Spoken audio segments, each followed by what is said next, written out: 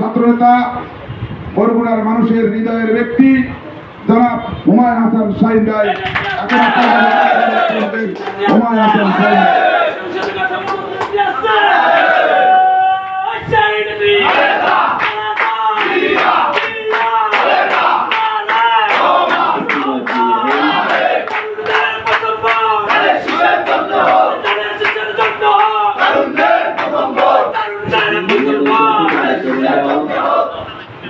তিরিশতম প্রতিষ্ঠা বার্ষিকী উপলক্ষে আজকে আয়োজিত এই প্রতিষ্ঠা বার্ষিকী আলোচনা সভা সভাপতি আমাদের মাঝে উপস্থিত রয়েছেন জেলা বিএনপির সাবেক যুগ্ম সাধারণ সম্পাদক রেজাউল করিম বাবুল হলদার, পৌর বিএনপির সাবেক সাধারণ সম্পাদক আবুল কালাম আজাদ সহ যুবদল, ছাত্রদল, অঙ্গ সংগঠন, বিভিন্ন সংগঠনের বিভিন্ন পর্যায়ের নেতৃবৃন্দ এবং তরুণ দলের বিভিন্ন পর্যায়ের নেতৃবৃন্দ। আমি আসলে সকলের নাম বললাম না, সকলের সতর্ক, কারণ এখানে সকলেই আমরা চিনি।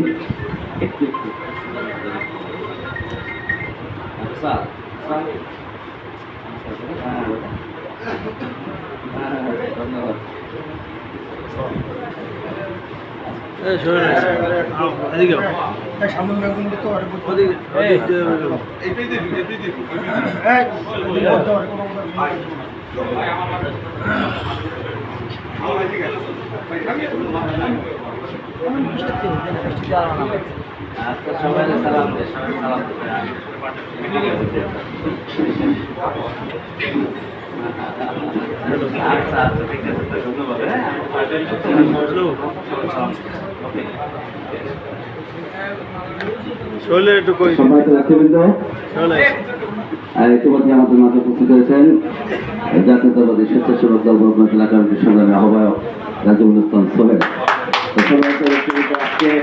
কিছুক্ষণ আগে আসলে আমার বড় ভাই বাবুল হলদার সাহেব যে কথাগুলি বলেছে অত্যন্ত গুরুত্বপূর্ণ কথা, সেটি আসলে দলের মেসেজ। তো আজকে হঠাৎ করে এরকম কাকতালীয় ভাবে আসলে এরকম একটা প্রসিদ্ধ কমিটির পরে আজকে এরকম একটা সভায় উপস্থিত হবো বা কথা বলা সুযোগ হবে আসলে আমি এটা বুঝতে পারিনি, আর তেমন একটা প্রস্তুতিও ছিল না। তো যাই হোক, তারপরেও প্রথমেই আসলে মহান আল্লাহ রাব্বুল আলামিনের প্রতি কৃতজ্ঞতা প্রকাশ করি যে বরগুনায় দীর্ঘদিন যে একটি কমিটি না থাকার কারণে আমাদের মাঝে যে একটি হতাশা বিরাজ করতেছিল, কারণ আমরা ভোটের মাঠ থেকে শুরু করে সুশৃঙ্খল সংগঠন হিসেবে গড়ে তোলার ক্ষেত্রে পিছিয়ে পড়ছিলাম। সেই থেকে মহান আল্লাহ রাব্বুল আলামিন আমাদেরকে রক্ষা করেছে এবং কমিটি নতুন কমিটি দিয়েছেন। তো সেই কারণে প্রথমে কৃতজ্ঞতা প্রকাশ করে বাংলাদেশের অবসরবাদিত নেত্রী, গণতন্ত্রের জননী হিসেবে সারা বিশ্ববাসী যাকে চেনে, দেশমাতা সাবেক তিনবারের প্রধানমন্ত্রী দেশনেত্রী বেগম খালেদা জিয়ার প্রতি, মাননীয় অ্যাক্টিং চেয়ারম্যান, ভারপ্রাপ্ত চেয়ারম্যান মহোদয় তারেক রহমান সহ মাননীয় মহাসচিব সহ সম্মানিত সকল পর্যায়ের নেতৃবৃন্দকে এবং বরগুনার জাতীয়তাবাদী পরিবারের সকলের প্রতি কৃতজ্ঞতা প্রকাশ করি। সম্মানিত নেতৃবৃন্দ, তরুণ দল একটা সহযোগী সংগঠন হিসেবে আমাদের সাথে কাজ করছে, দীর্ঘদিন কাজ করে আন্দোলন সংগ্রামেও কম বেশি জড়িত ছিল, বিভিন্ন সময় ছিল, এর মধ্যে অনেক সময় অনেকে বাইরেও ছিল। তো যে কথাগুলি আসলে খুব বেশি করে এখন বলার দরকার সেটি হচ্ছে, আমরা জানি যে আমাদের জাতীয়তাবাদী দলের সহযোগী সংগঠন হিসেবে আমাদের 11টি সংগঠন হচ্ছে অনুমোদিত সংগঠন। এর বাইরের সংগঠনগুলিকে আসলে আমরা আনুষ্ঠানিকভাবে স্বীকৃতি আমাদের বিএনপির তরফ থেকে দেওয়া হয় না। বিভিন্ন কারণে বারংবার এখানে প্রেস রিলিজের মাধ্যমে এই বিষয়গুলোকে সতর্ক করা হচ্ছে। তা আমি যেটা মনে করি যে পিছনে একটি কারণ রয়েছে, যে এই সংগঠনের নাম ব্যবহার করে কেউ আসলে সংগঠনকে ভাবমূর্তি ক্ষুণ্ণ করার, জাতীয়তাবাদী পরিবারের এবং জাতীয়তাবাদী দলের ভাবমূর্তি ক্ষুণ্ণ হয় মর্মে এই ধরনের কিছু কমপ্লেনের কারণেই কিন্তু এই দল বারবার কিন্তু সতর্ক করছে। কিন্তু আমরা তারপরেও জানি যে এই সংগঠনগুলি এরকম একটা তরুণ দল অনেক থেকেই এই দলকে কাজ করে। তারপরে কি বলে জিয়া মঞ্চ, যারা সহযোগী হিসেবে অনেক সংগঠন আছে, স্বীকৃত না, বাট আন্দোলন সংগ্রামে তাদের একটি গুরুত্বপূর্ণ ভূমিকা ছিল। এবং সেসব ক্ষেত্রে দেখা যায় যে দলের অনেক ছাত্র নেতা, যুব নেতা, বিভিন্ন পর্যায়ের নেতৃবৃন্দ তারা আজকে বিভিন্ন জায়গায় নেতৃত্ব দিচ্ছে। তো সেই কারণে আমরা আনুষ্ঠানিকভাবে স্বীকৃত যে সহযোগী সংগঠন আমাদের গঠন করতে মাধ্যমে না থাকলেও আমরা সহযোগী সংগঠন হিসেবে এখানে বিবেচনা করে থাকি। তো আমি এই কথাটা বলার অর্থ, এখানে কেউ মর্মাহত কোনো বিষয় নয়। এই বিষয়টিকে বলার অর্থ হচ্ছে এরকম যে কোনো অবস্থাতেই কোনো পরিস্থিতিতেই এই দলের নাম ভাঙিয়ে কেউ কোনো ধরনের অপকর্মের সাথে জড়িত হতে পারবে না। এটা যদি জড়িত হয় তো বারংবার যেহেতু আমাদেরকে সতর্ক করা হচ্ছে। আমার এখানে আমি আসলে চিন্তা করতেছিলাম যে আমি এখানে আসবো কিনা, একটু বিব্রত বোধ করতেছিলাম, যেহেতু আমি মাহবুব ফারুকুল্লাহ সাহেবের এখানে গেছিলাম আমি তার সাথে দেখা করতে। কিন্তু তারপরে ওরা যারা অনেকেই বলতেছিল যে সবই তো আসলে বিএনপির লোকজন, আর যাই হোক তারপর যাই। কিন্তু আমাদের ব্যাপারে সুনির্দিষ্ট কিছু দিক নির্দেশনা আছে যে সংগঠনের এই সব সংগঠনের সাথে কর্মকাণ্ডকে যেহেতু প্রেসিডেন্টের মাধ্যমে বারবার সতর্ক করছে, সেক্ষেত্রে যদি দায়িত্বশীল কেউ কোনো ধরনের এই মধ্যে আসে তো কিছুটা বর্তায় আমাদের উপরেও। সুতরাং তারপরেও আমরা মনে করি যে জাতীয়তাবাদী দলের সহযোগী হিসেবে তারা কাজ করছে, সে কারণে আমরা আনুষ্ঠানিকভাবে না হলেও আমাদের কার্যক্রমের মধ্যে তাদেরকে সাথে নিয়ে কাজ করতে চাই। তো সেই কারণে আমরা মনে করি যে এই সংগঠনের যারা নেতৃবৃন্দ আছে এবং যারা দায় দায়িত্ব পালন করছে তারা যেন অত্যন্ত সতর্কতার সাথে দায়িত্ব পালন করে। আর বাবুল যে কথাটা বলতে আমি এটাকে আবার পুনরুল্লেখ করতে চাই যে দলের মেইন ফোকাস হচ্ছে কিন্তু কোনো অবস্থাতেই জনগণের আকাঙ্ক্ষার বিরুদ্ধে জনগণ বিরক্ত হয়, জনগণ কষ্ট পায়, জনগণ আমাদের উপর বিতস্রব্ধ হয়, জনগণ আমাদের উপর থেকে মুখ ফিরিয়ে নেয়, এ ধরনের কোনো কর্মকাণ্ডকে দল কোনো অবস্থাতেই কিন্তু বরদাস্ত করবে না, কোনো অবস্থাতেই বরদাস্ত করবে না। এই বিষয়টাকে মেধা মননের মধ্যে তার প্রতিদিনের কর্মকাণ্ডের মধ্যে কিন্তু এটা মাথায় নিয়ে আসতে হবে। আর আমি পরিষ্কারভাবে বলতে চাই যে আমি যেটা একজন রাজনৈতিক কর্মী, আমাদের দীর্ঘ রাজনৈতিক জীবনে বিভিন্ন সময় আমরা ছোটোখাটো যেভাবে দায়িত্ব পালন করে এসেছি। আজকে দল, আমি এখানে ব্যক্তি আসলে নয়, দল আমাকে যেটা একটি গুরুত্বপূর্ণ দায়িত্বে আজকে দায়িত্ব পালনের সুযোগ দিয়েছে বা দায়িত্ব দিয়েছে। সুতরাং আমি আমার দায়িত্ব পালনকালীন সময় আমি সর্বোচ্চ অগ্রাধিকার দিতে চাই দলের যে নীতিমালা, দলের যে কী বলে যে রীতিনীতিগুলো রয়েছে, দলের যে কর্মকর্মী, যেগুলি আমাদের দলের আদর্শ নীতিগত যে অবস্থান, সেই অবস্থানকে ধরে রাখতে যে ধরনের পদক্ষেপ নেওয়া দরকার সেই ধরনের পদক্ষেপ আমরা নিতে বদ্ধপরিকর। আমরা ইতিমধ্যেই বলেছি, গতকালকে নজরুল ইসলাম মোল্লা সম্মানিত আহ্বায়ক উনিও বলেছে, আমিও ঢাকাতে অনেকের সাথে কথা বলেছি।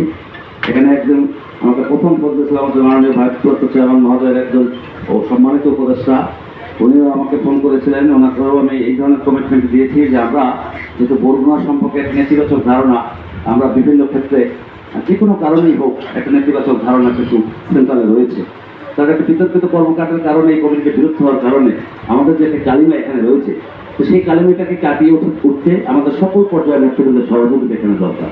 প্রত্যেকটি নেতাকর্মী যারা রয়েছে তাদের আচরণ সব কিছুর মধ্যে দিয়ে প্রমাণ করতে হবে যে না, সেটি একটা বিচ্ছিন্ন ঘটনা ছিল, সেটি দু একজন ব্যক্তি বিশেষের দু একটি ভুল ছিল। আমি মনে করি এখানে একটা দল এটা দায়বদ্ধতা নেবে না। তো সুতরাং সেই দিকটা সকলে বিবেচনা করার জন্য আমি অনুরোধ করবো, বিনীত অনুরোধ করবো। এবং আগামী দিনগুলোতে আমাদের জন্য অত্যন্ত কঠিন একটা সময় আছে, কারণ আমরা বাংলাদেশের যে 18 কোটি মানুষের যে ঐক্যবদ্ধ আন্দোলন ছিল, যে গণতান্ত্রিক শাসন ব্যবস্থায় বাংলাদেশে ফিরে আসবে, বাংলাদেশের মৌলিক যে আমাদের ভোটাধিকার সেই জায়গাটা এখন ফিরে আসবে এবং জনগণের সরকার দেশে প্রতিষ্ঠিত হবে, সেটি হচ্ছে আমাদের আন্দোলনের মূল মন্ত্র ছিল বা মূল চাহিদা ছিল। তো সেই এক দফার মধ্যে দিয়েই কিন্তু সরকারের পতন হয়েছিল। তো আমাদের সর্বোচ্চ অগ্রাধিকার হচ্ছে আগামী জাতীয় নির্বাচন। সেই জাতীয় নির্বাচন আপনারা ইতিমধ্যেই জানেন যে এই নির্বাচন নিয়ে দেশ বিরোধী দেশের মধ্যে এবং কথিত স্বৈরাচার থেকে শুরু করে বিভিন্ন ধরনের ষড়যন্ত্র করে কিন্তু এই নির্বাচনকে ব্যাহত করার জন্য এবং বিএনপির ভাবমূর্তিকে ক্ষুণ্ণ করার জন্য কিন্তু নানা রকমের প্রচেষ্টা, নানা রকমের চেষ্টা কিন্তু তারা চালিয়ে যাচ্ছে। বড় দুঃখের সাথে বলতে হয় যে কথিত স্বৈরাচারের এখনো সেই প্রশাসন থেকে শুরু করে আজকে মিডিয়া থেকে শুরু করে সকল কিছু কিন্তু এখনো তাদের দখলেই রয়েছে। তো সুতরাং আমাদেরকে অত্যন্ত সতর্ক থাকতে হবে। আমাদের কর্মকাণ্ডগুলি পরিচালনার ক্ষেত্রে, চলার ক্ষেত্রে আমাদেরকে অত্যন্ত মনোযোগী থাকতে হবে যে কোনো অবস্থাতে যেন কোনো সুযোগ না হয়। আপনারা লক্ষ্য করবেন যে এত বড় একটি ঘটনা ঘটে গেল যে জাতীয়তাবাদী ছাত্র দলের যেখানে একটা নিরঙ্কুশ বিজয় হওয়ার কথা, আমরা সারা বিশ্ববাসী দেখেছি সেখানে কীভাবে কারচুপি হয়েছে, কীভাবে অপ্রস্তুত করে বিএনপিকে অন্যদিকে মনোযোগ করে তারা কীভাবে আজকে একটি বিজয় নিয়েছে, সেটা তারপরেও বিএনপি কিন্তু এটাকে মেনে নিয়ে চুপ করে রয়েছে। এর একটা কারণ আছে, আমাদের মূল যে গোল সেই গোলটাকে ধরে রাখতে এবং জনগণকে কোনো রকমের আমরা চাচ্ছি যে জনগণ সেটা দেখুক, বুঝুক যে আসলে এই ধরনের দেশ বিরোধী যারা কর্মকাণ্ড করে, স্বাধীনতা বিরোধী যে চরিত্র, সেই চরিত্রটা যে এখনো তাদের মধ্যে রয়েছে এটা দেশের মানুষ দেখুক। সেই কারণে কিন্তু বিএনপি এখানে কোনো আন্দোলন সংগ্রামে যায় না, ছাত্রদল কিন্তু কোনো আন্দোলন সংগ্রামে যায় না, বরং আমরা আমাদের আত্মসমালোচনা এবং আত্মশুদ্ধির জায়গাটাকে আমরা খুব বেশি ফোকাসের মধ্যে দল এখানে নিয়েছে। তো সেই সব বিষয়গুলোকে সকলে আমলে নিতে হবে। আমি আসলে আর পর্যন্ত ঘটাবো না। আর আমি শুধু এটুকু বলবো যে বিএনপির সকল সকল জেলা বিএনপির কর্মকাণ্ডে সকল সংগঠনের সকল নেতৃবৃন্দের সকল আমরা সহযোগিতা চাই এবং আমরা একসাথে সকলে মিলে দেশটা তারেক রহমান ঘোষিত যে 31 দফা আলোকে যে আমরা রাষ্ট্র বিনির্মাণ করতে চাই, সেই 31 দফাকে প্রত্যেকটি মানুষের দ্বারে দ্বারে আমরা পৌঁছে দিতে চাই। 31 দফাই হচ্ছে আমাদের নির্বাচনের মূল মন্ত্র এবং এটাকে আমরা সনদ হিসেবে বিবেচনা করি এবং 31 দফার মধ্যে আগামী নির্বাচনে আমরা বিশ্বাস করি যে কোনো অবস্থাতেই বাংলাদেশের মানুষ বিএনপির বাইরে যাবে না। বিএনপির প্রতি এখনো মানুষ আস্থাশীল। এদেশের মানুষ শহীদ রাষ্ট্রপতি জিয়ার উপরে সবসময়ের জন্য আস্থাশীল, দেশকে বেগম খালেদা জিয়ার উপর আস্থাশীল এবং জনতা তারেক রহমানের প্রতি আস্থাশীল, বিএনপির প্রতি আস্থাশীল। সুতরাং এই ধরনের দুই একটি প্রতিষ্ঠানের নির্বাচন বা শিক্ষাঙ্গন নির্বাচন থেকে কোনো কিছু বিবেচনা করা যাবে না। আর যারা উচ্ছিষ্ট এবং বাংলাদেশ বিরোধী কর্মকাণ্ড আজকে নির্বাচন প্রক্রিয়াকে যারা ব্যাহত করতে চায়, তাদেরকে আমরা ঐক্যবদ্ধভাবে মোকাবেলা করবো এবং রাজনৈতিকভাবে আমরা এটা মোকাবেলা করবো। জনগণ তাকিয়ে আছে, এদেশের দেশ নায়ক তারেক রহমান বাংলাদেশে আসবে এবং তারেক রহমানের নেতৃত্বেই বাংলাদেশ আবার ঘুরে দাঁড়াবে এবং একটি অবাধ সুষ্ঠু নির্বাচনের মধ্যে দিয়ে বাংলাদেশে জনগণের সরকার প্রতিষ্ঠিত হবে, জাতীয়তাবাদী সরকার প্রতিষ্ঠিত হবে। সেই সরকার গঠনে জাতীয়তাবাদী তরুণ দল অগ্রণী ভূমিকা রাখবে বলে আমি প্রত্যাশা করি। আজকে এই 30তম প্রতিষ্ঠা বার্ষিকীতে আবারও জাতীয়তাবাদী তরুণ দলের সকল পর্যায়ের নেতৃবৃন্দকে, সকল পর্যায়ের নেতাকর্মীকে অভিনন্দন জানিয়ে বরগুনা জেলা বিএনপির তরফ থেকে কৃতজ্ঞতা জানিয়ে আবারও ধন্যবাদ জানিয়ে আমার সংক্ষিপ্ত বক্তব্য শেষ করছি। আল্লাহ হাফেজ। বাংলাদেশ জিন্দাবাদ, জাতীয়তাবাদী দল জিন্দাবাদ, শহীদ জিন্দাবাদ, কারণ রহমান জনতা তারেক রহমান জিন্দাবাদ জিন্দাবাদ।